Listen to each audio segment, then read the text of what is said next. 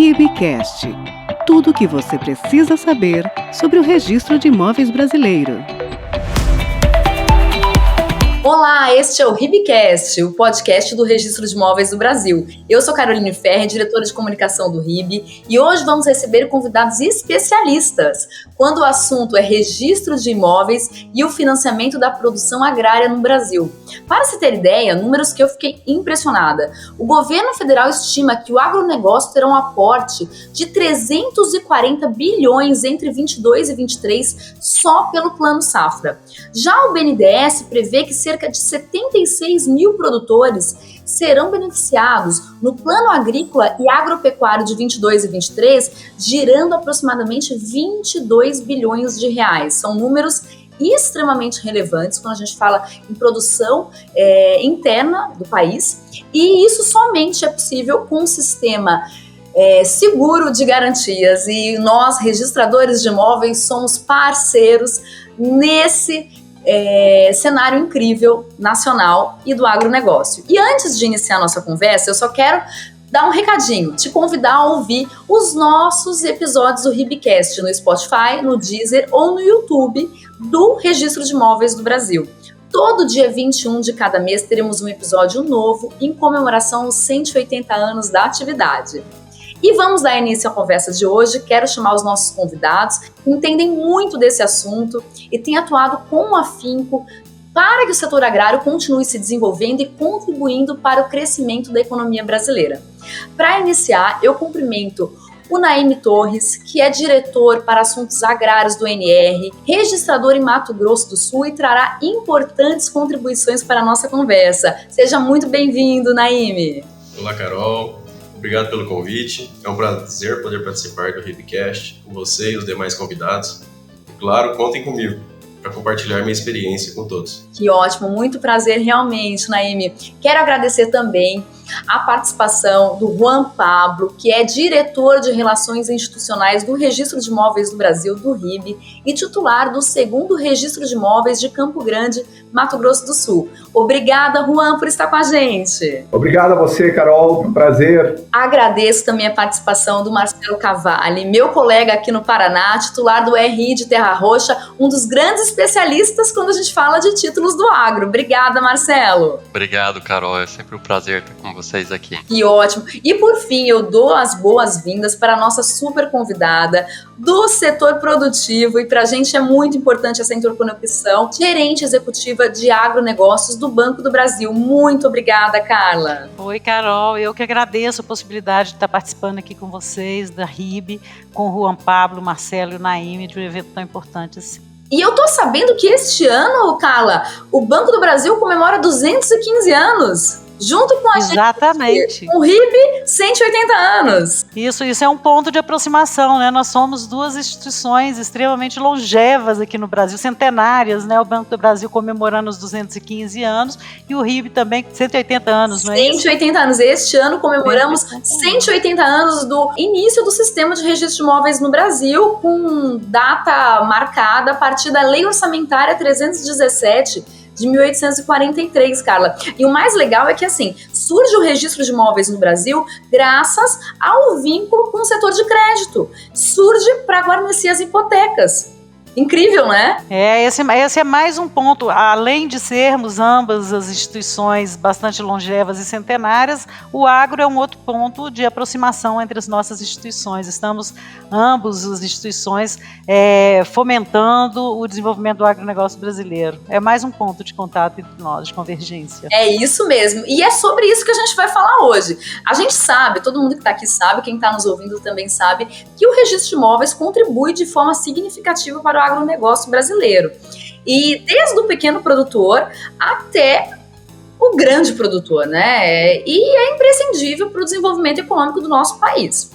Juan Pablo, para dar início a essa nossa conversa, eu queria te pedir para falar um pouquinho sobre essa intrínseca relação, essa relação umbilical aí entre o RIB e o agro. Então, Carol, creio que é até um momento oportuno de falarmos disso, porque estamos falando dos 180 anos do Registro de Imóveis do Brasil, e como você mencionou, a origem dele se atribui à Lei Orçamentária 317 de 1843. E essa lei trouxe o registro das hipotecas, né? O objetivo era dar publicidade a hipotecas que se chamavam hipotecas ocultas. Então, resultou de uma necessidade do mercado em ter um crédito devidamente garantido. Então, o registro de imóveis do Brasil surgiu nesse âmbito, né? Necessidade do mercado e especificamente também já naquela época vinculado ao agro, né? Tempo que passa, as coisas vão andando. Decreto 167 de 67. Qual foi a demanda naquele momento? Aquele que prestava precisava de um tipo de documento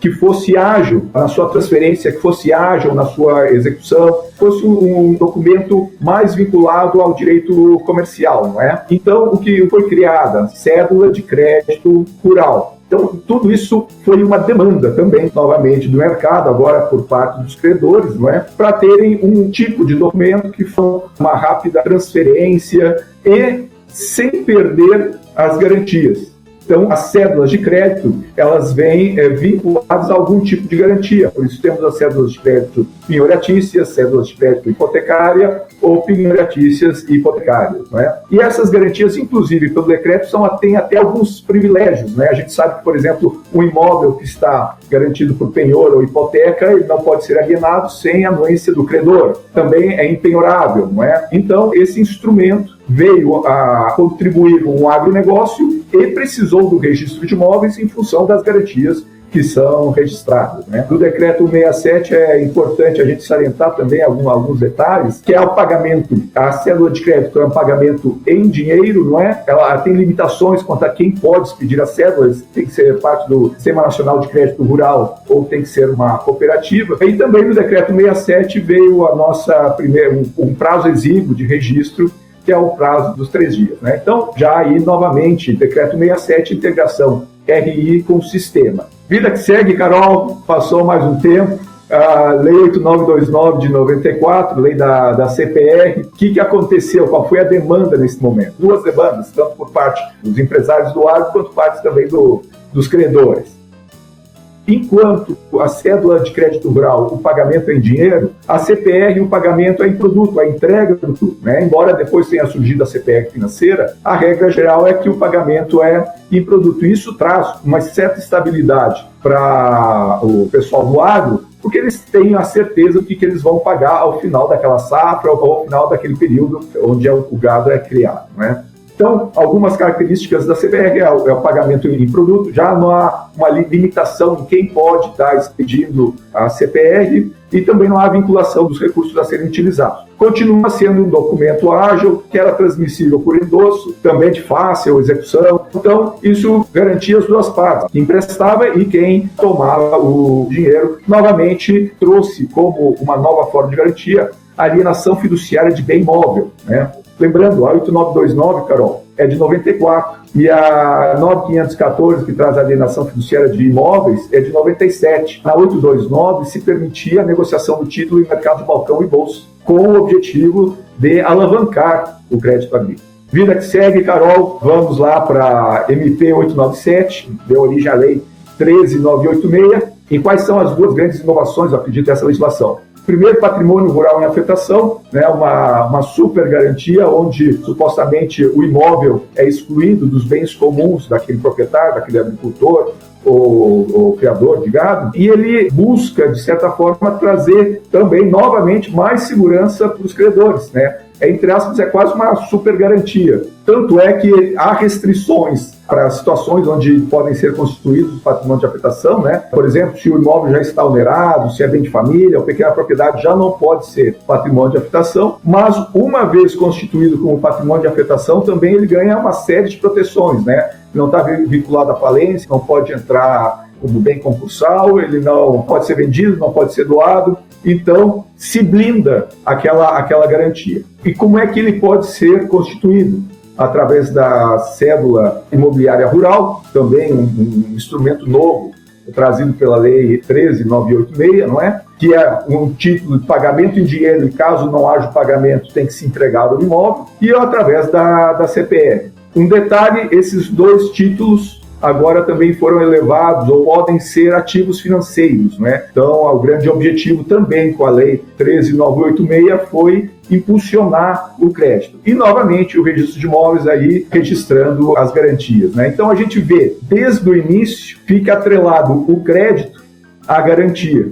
E nós somos os guardiões das garantias. Então, é essa mais ou menos a ideia, Carol. E tem funcionado, né, Juan Pablo? Tem funcionado tanto que a gente vê essa pujança que é o agro no país. O registro de imóveis do Brasil, eu lembro que em 2007 veio uma delegação da China, que na época começou a utilizar a propriedade privada também como garantias, ou precisou avançar nesse ramo, né? E eles entenderam que o sistema registral brasileiro era um dos melhores do mundo e implantaram algo muito semelhante ao nosso sistema, né? Então, estamos de parabéns. E a segunda situação que o Registro de Imóveis do Brasil deve ganhar seus parabéns foi porque aqui no Brasil, na época lá do problema do subprime, o nosso sistema registral garantiu a estabilidade aí das garantias. É verdade.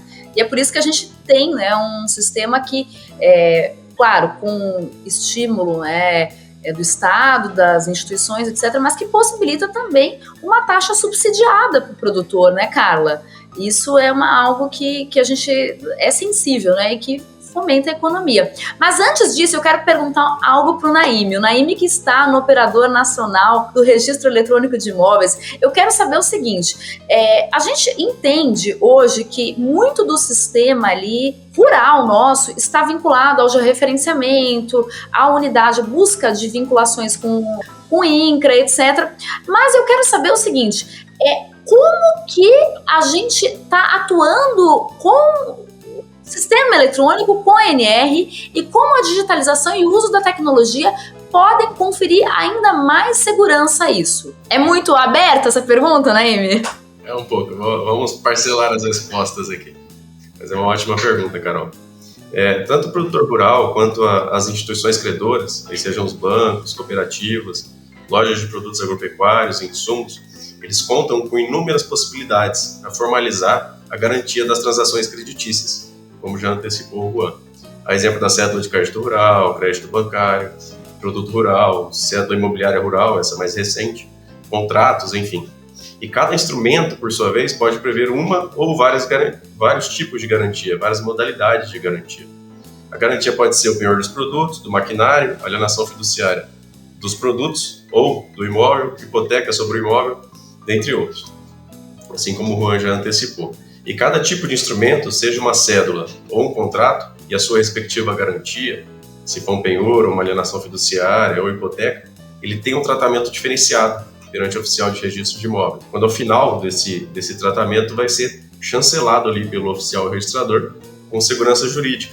Segurança jurídica é essa tão robusta que ela viabiliza a concessão do crédito e a redução dos juros aí, que são subsidiados na maior parte das vezes, como você antecipou.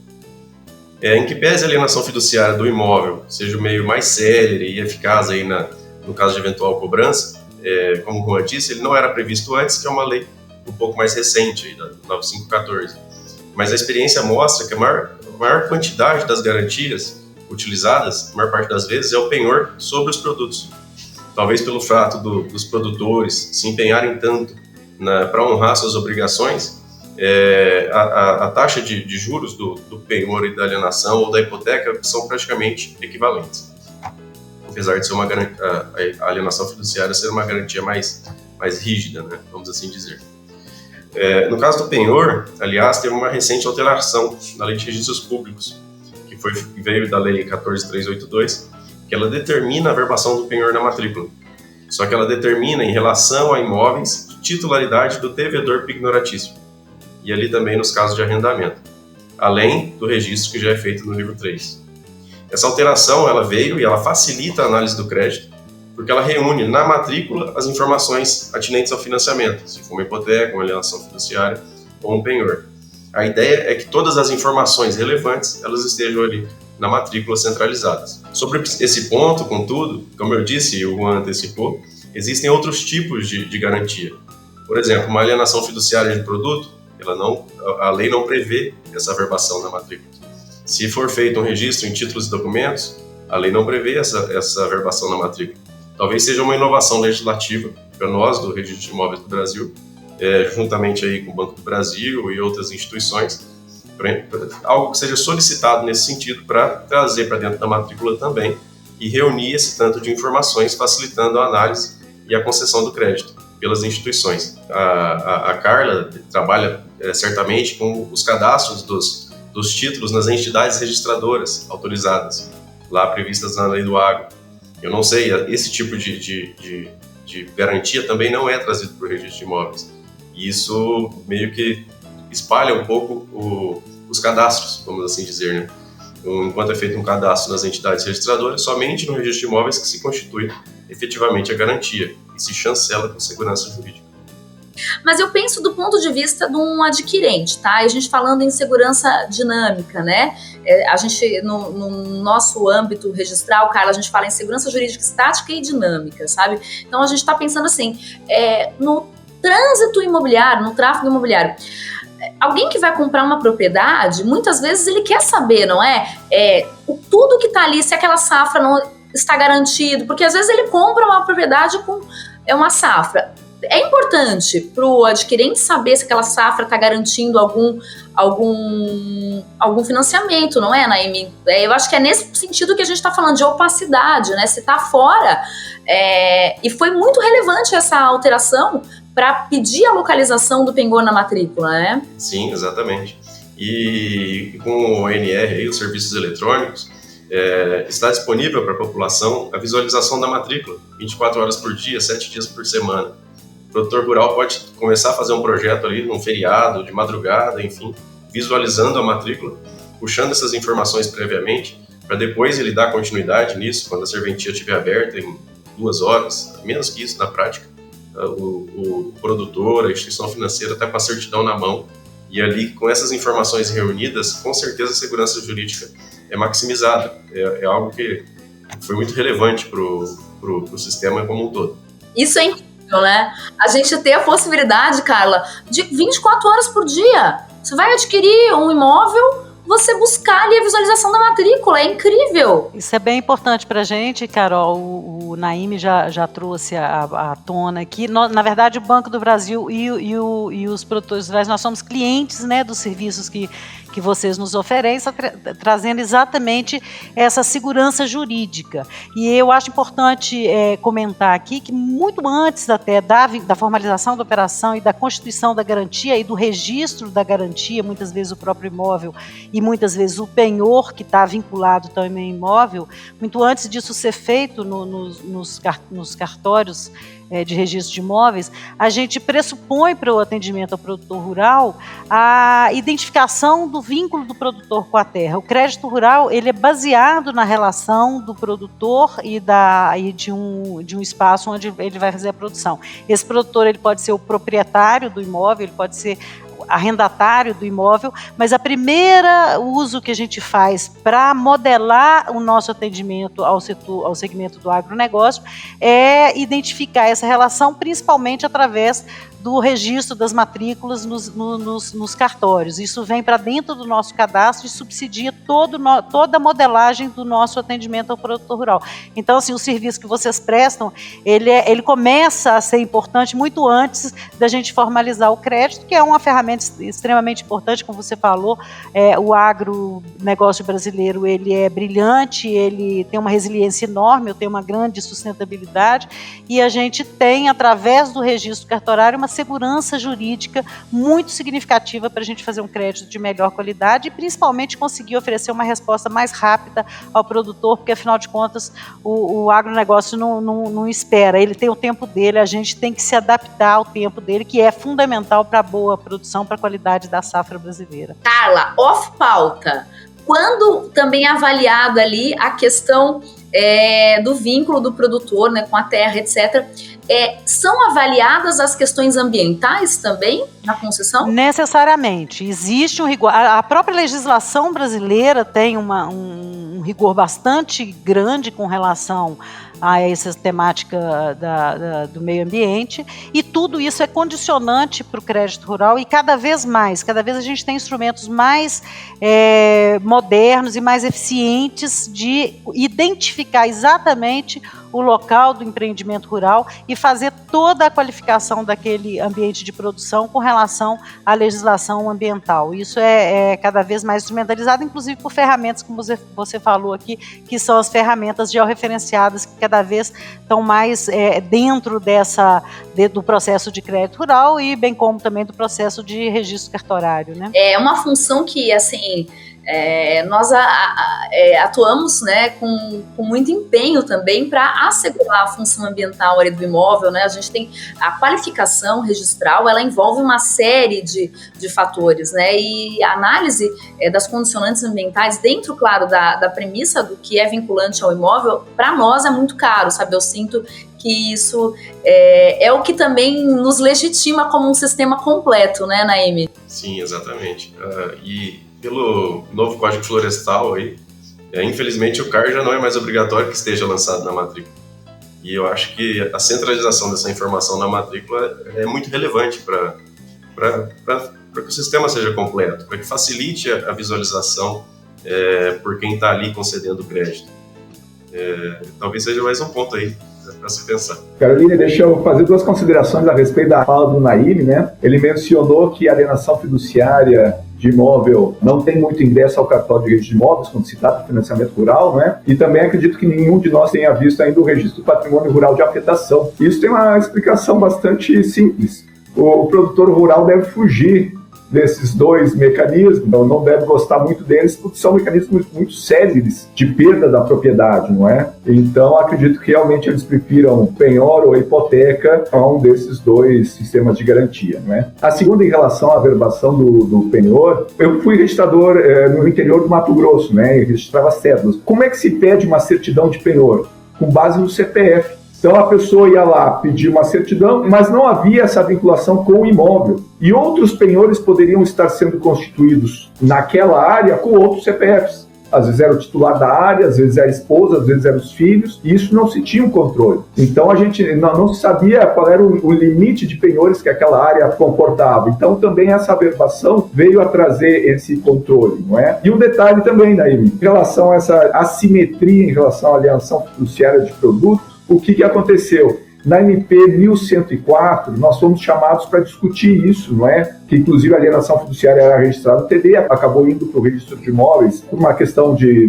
logicidade, vamos dizer assim, mas nós propusemos que houvesse averbação também na matrícula, exatamente para que houvesse essa transferência total. Isso evitaria inclusive a necessidade de certidões de penhor ou certidões de alienações fiduciárias. Bastaria a matrícula. E foi colocado, inclusive, com uma averbação sem valor declarado para não falar que tinha problema com emolumentos. Houve uma rejeição por parte dos representantes do agro, sobre a alegação que, mesmo assim, estariam onerando a tramitação do documento ou desse crédito. Né? Concentração é um princípio que é muito importante para o sistema registral imobiliário, mas é muito importante para o Estado, para o país, porque facilita a circulação, facilita a concessão, dá transparência, e esse é um trabalho que a gente está fazendo assim aos poucos, sabe, Carla, de interlocução. E esse Ribcast aqui, o Ribcast, é um dos elementos para isso, para a gente trazer informação adequada em todas as áreas, para as pessoas conhecerem um pouco mais da gente e entenderem que nós somos parceiros, né? Que a gente quer um sistema rígido e que traga realmente segurança e também eficiência e celeridade, né? Com o Naime aí fazendo esse trabalho super incrível no ANR, com o Dr. Flauzilino. Então, Carol, se eu puder fazer um comentário sobre essa questão, porque assim, no ambiente de crédito, todos os fatores de risco, eles têm implicações no preço. Você falou em preço subsidiado, de fato a agricultura ela tem um portfólio subsidiado, principalmente para a agricultura familiar, que é um público que a gente atende com especial atenção. A gente é líder historicamente, e a gente não só é líder historicamente, mas a gente projeta o futuro continuando líder no segmento da agricultura familiar, mas da mesma forma a gente atende os médios produtores e os grandes produtores. E os subsídios, eles são diferenciados para esse perfil, como deve ser mesmo do ponto de vista da política pública.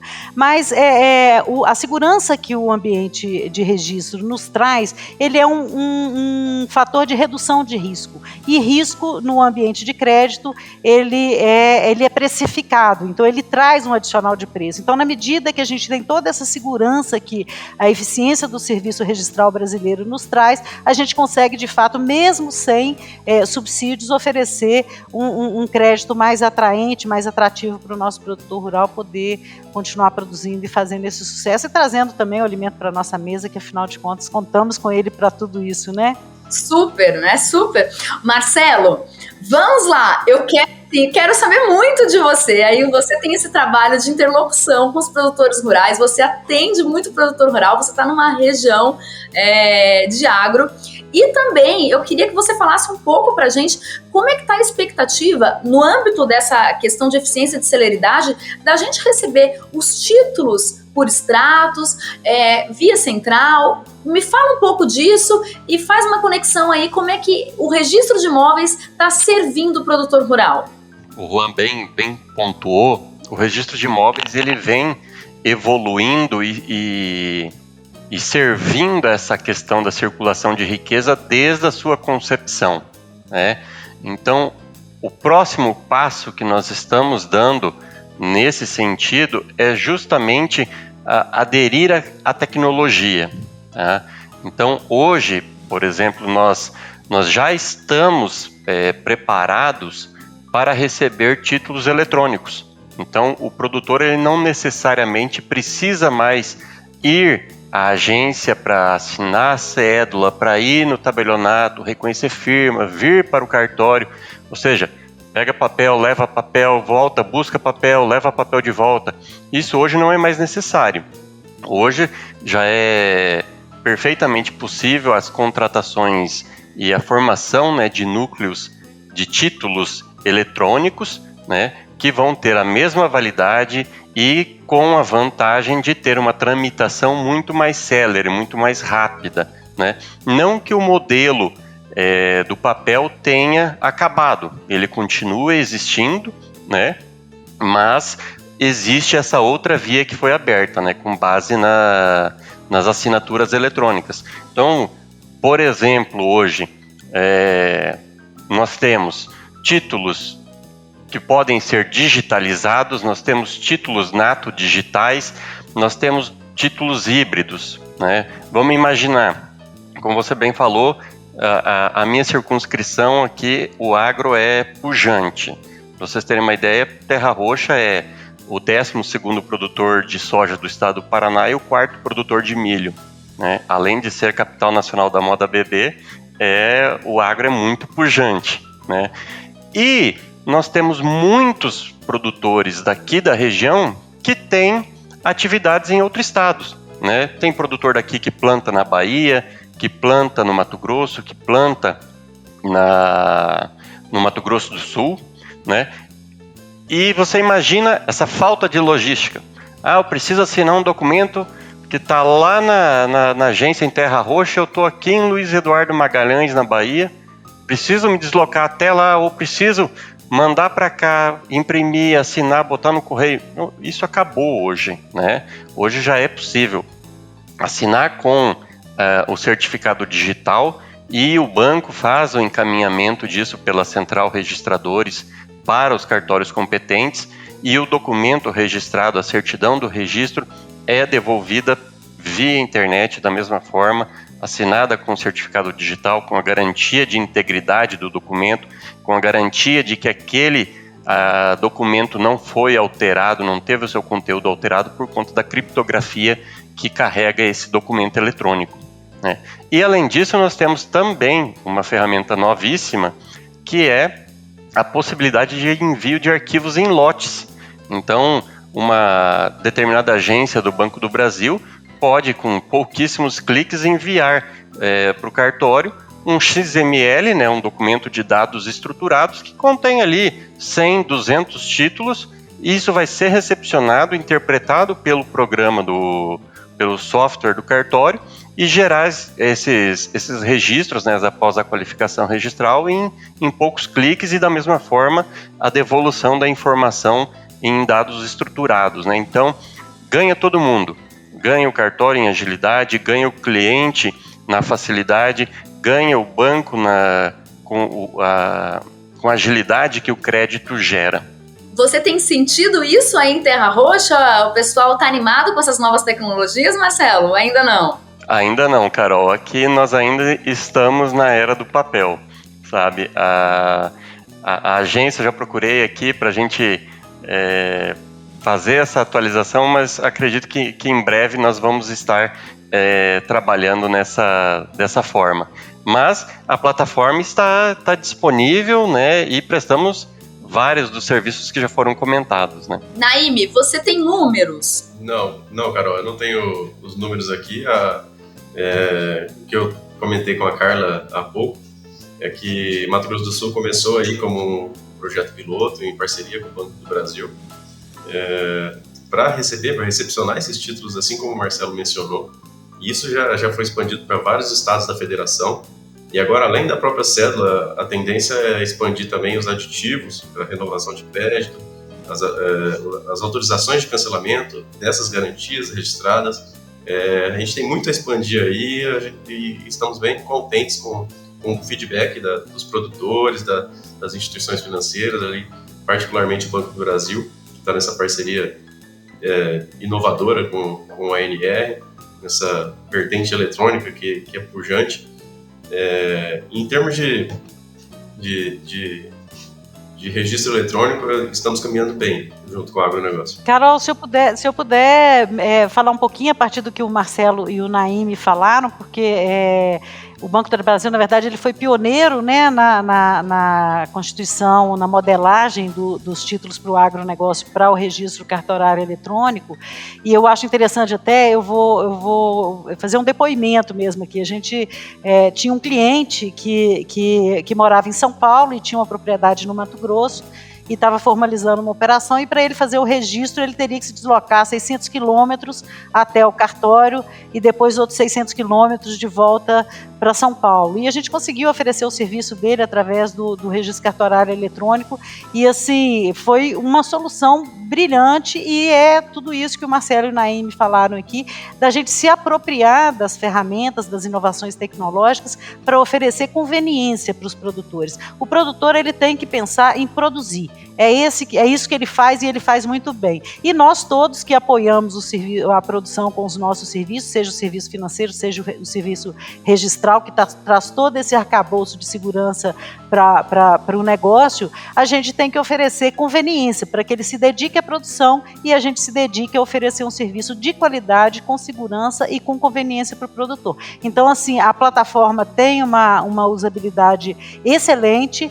Esse ponto que o Marcelo trouxe, para a gente é particularmente relevante, que é a possibilidade de fazer o registro em lote, porque os volumes que a gente opera, eles são muito significativos, então, 1 a 1, para o Banco do Brasil não funciona, então a possibilidade de registro em lote é muito significativa. Então é um serviço que, de fato, ele tende a crescer muito. É um serviço muito recente, muito novo, se a gente comparar com o crédito rural, que tem uma história de mais de 50 anos. O registro cartorário, a própria instituição que a gente que está patrocinando aqui esse podcast, já tem 180 anos que vem fazendo esse serviço. Então o registro eletrônico é uma funcionalidade muito nova, mas muito aderente ao agronegócio, aos negócios que se fazem nesse ambiente de negócio. Eu não tenho dúvida que à medida que a gente for ampliando a comunicação e que cada produtor for usando e tiver a oportunidade de falar com o seu vizinho, o serviço vai ficar cada vez mais relevante. E isso é incrível, né, Carla? Eu ia te perguntar justamente isso. Estava perguntando pro Naime se a gente tinha ferramentas, se faltava alguma coisa. Tá tudo certo, Naime. Carla,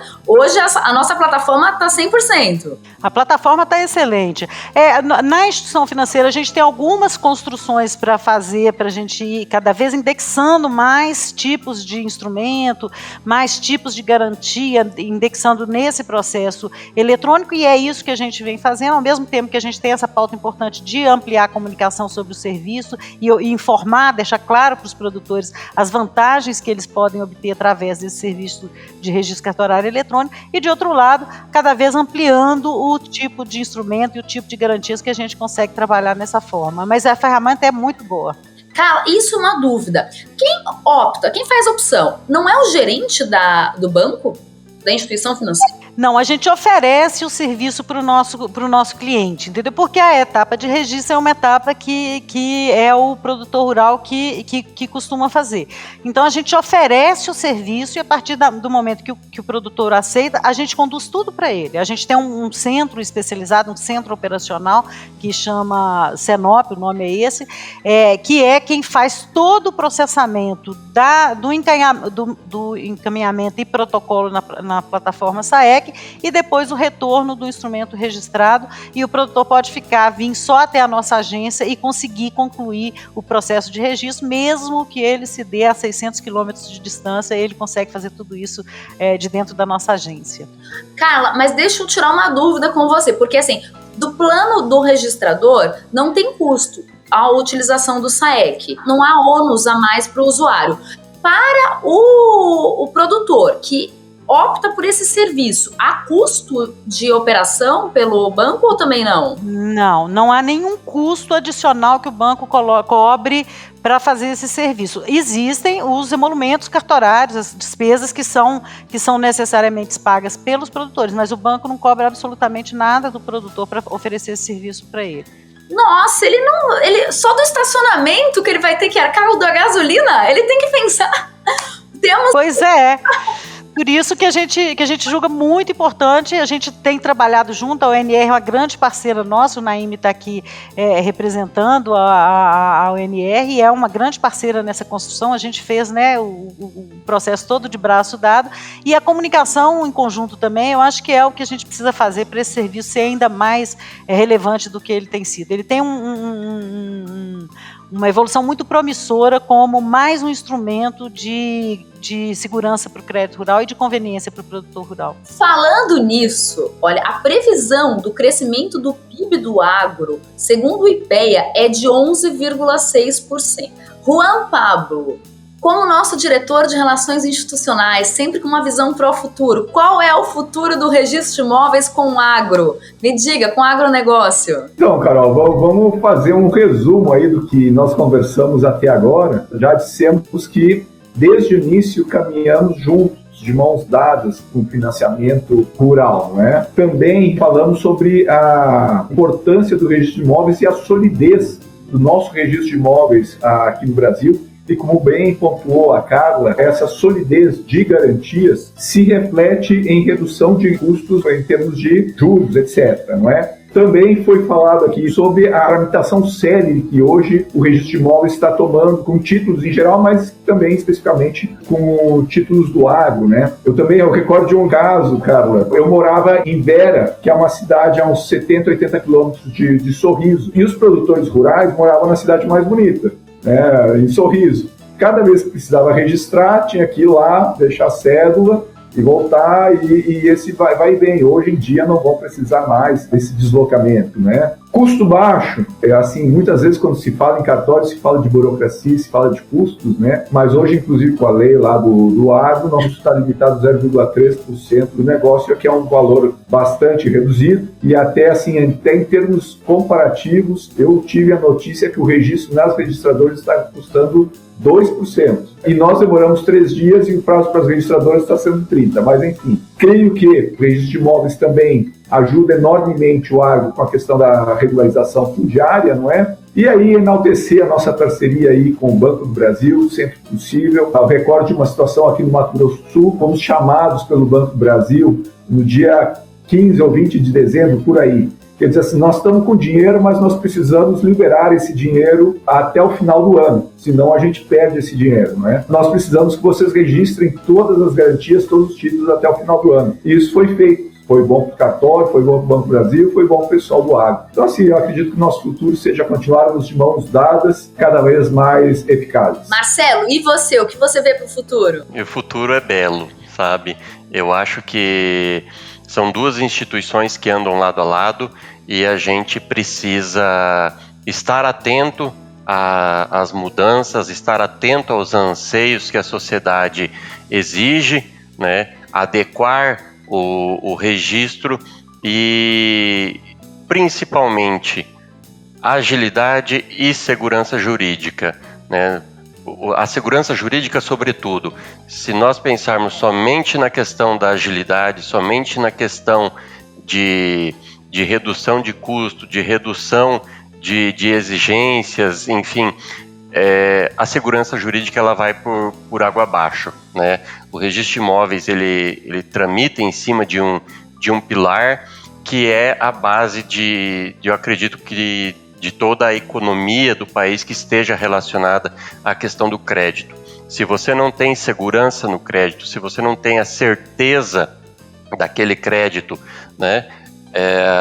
A história recente nos mostra o desastre que isso gera, né? E nós temos essa vantagem, né? O nosso sistema de registro de direitos, o nosso sistema que podemos dizer assim, a matrícula ela contém uma tabela de um percentual, de uma proporcionalidade de crédito que aquele imóvel pode suportar, né? Então, na simples análise da matrícula, você consegue ver esse imóvel tem um valor X de mercado, ele já tem X de crédito, então nós temos um limite de crédito aqui a conceder.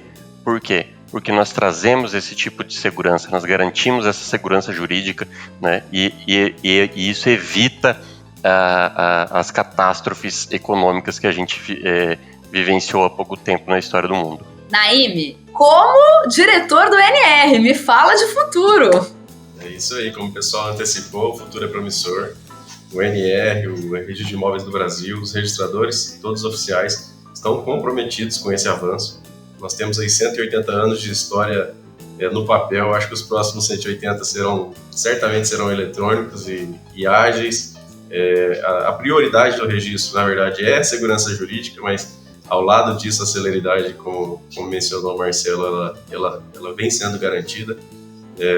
Nós buscamos aí diariamente soluções inovadoras para facilitar, para acelerar esse tráfego creditício e para, como diz a Carla, diminuir risco para isso ser precificado e diminuir juros e o Brasil crescer e se projetar aí no ambiente de negócios internacionalmente. Carla, agora sua função é um pouco mais complexa. Eu quero saber de você, como representante aí dessa fortaleza que é o Banco do Brasil, a gerência de agronegócio, o que o registro de imóveis pode fazer para ter um futuro promissor juntamente com o agro, com as instituições, com o crédito, que a gente pode fazer para fortalecer ainda mais essa parceria? Carol, na verdade a gente já está construindo o futuro, esse passado que a gente falou sobre ele, e extremamente longevo, como a gente falou, centenário, ele projeta um futuro que vai trazer o mesmo grau de segurança e de eficácia que a gente vem observando ao longo da nossa história conjunta, né, de apoio ao agronegócio, e ele projeta um futuro que vai manter essa segurança, vai manter esse respaldo, vai manter esse ambiente favorável aos negócios, por todo o conforto jurídico que ele nos proporciona, e ele projeta um futuro, como o Naime e o Marcelo falaram, e o Juan também mencionou, que usa mais a tecnologia para oferecer conveniência, oferecer segurança e simplesmente a gente poder contar com essas ferramentas que cada vez vão estar mais disponíveis para a gente projetar esse futuro de mãos dadas também no apoio ao produtor, mantendo a segurança e oferecendo um serviço cada vez mais conveniente. E tudo isso é bastante oportuno, porque ao mesmo tempo que nós estamos buscando essa modernização dos nossos modelos de de atendimento, de relacionamento, o produtor também está buscando a modernização do seu negócio. Então, eu acho que a gente está inserido numa pauta de um agronegócio que é pujante e que tem apetite para tecnologia, tem apetite para modernidade. É por isso que o agronegócio brasileiro é tão forte assim. E nós todos juntos, o produtor dentro do ambiente de produção e a gente oferecendo serviços que permite a ele produzir cada vez melhor, todos nós buscando a eficiência da tecnologia para a segurança do negócio e para a conveniência do serviço que a gente oferece. Eu acho que é esse o futuro que a gente vai construir cada vez mais próximos do ambiente registral. Carla, eu adorei uma colocação sua aqui, que eu acho que vai ser muito ressonante para todos. Cada um no seu negócio, né? O produtor tem que produzir, incrível isso, nós temos que garantir a segurança sistêmica, o Banco do Brasil tem que fomentar o crédito e todo mundo trabalhando bem, sintonizado, é um futuro promissor mesmo, otimista, é o 4.0, 5.0, incrível. E, pessoal, é isso. Chegamos ao final de mais um episódio do Ribcast. Eu quero agradecer imensamente a participação de todos, agradecer muito o conhecimento compartilhado e eu quero aproveitar para deixar alguns recadinhos. O primeiro deles é sobre as histórias do registro de imóveis. A gente está com uma campanha muito legal, Carla. A gente quer saber as histórias e nós temos um banner ali dentro do registrodeimóveis.org.br. Conte a sua história, tem a ver com o colega, tem a ver com o colaborador, tem a ver com o proprietário rural, tem a ver com a instituição financeira. Quem puder contar a sua história com o registro de imóveis e essa história que emocione, que fale um pouco da gente, a gente quer ouvir e a gente quer encaminhar para todos os sentidos aí dentro desse projeto nosso de 180 anos e tenho certeza que o Banco do Brasil tem muita coisa para falar pra gente, viu? Já anotei aqui pra gente contar histórias bacanas que a gente tem pra contar sobre o registro de imóveis. Pode deixar. Obrigada, viu, Carla? Obrigada mesmo. Obrigada, Marcelo. Você tem histórias pra contar? Tem algumas histórias, com certeza, histórias muito boas pra contar sobre o registro de imóveis. Juan Pablo, obrigada, quero te agradecer e quero que você conte suas histórias. Muito obrigado a você, Carol, e um grande prazer. Parabéns aí pela condução. Obrigada, Naime. Eu que agradeço. Estamos à disposição aí para colaborar no que for necessário, para aprender, para construir juntos, para somar e nesses próximos anos aí que virão ao RIB. Eu estou muito, muito agradecida a todos. Também a você que nos acompanha em cada episódio do Ribcast ou que chegou agora. Eu vou lembrar de acessar o Ribcast no Spotify, no Deezer ou no YouTube e se inscrever para não perder nenhum episódio novo. Todo dia 21 teremos novidades. Obrigada e até breve. Até lá, pessoal!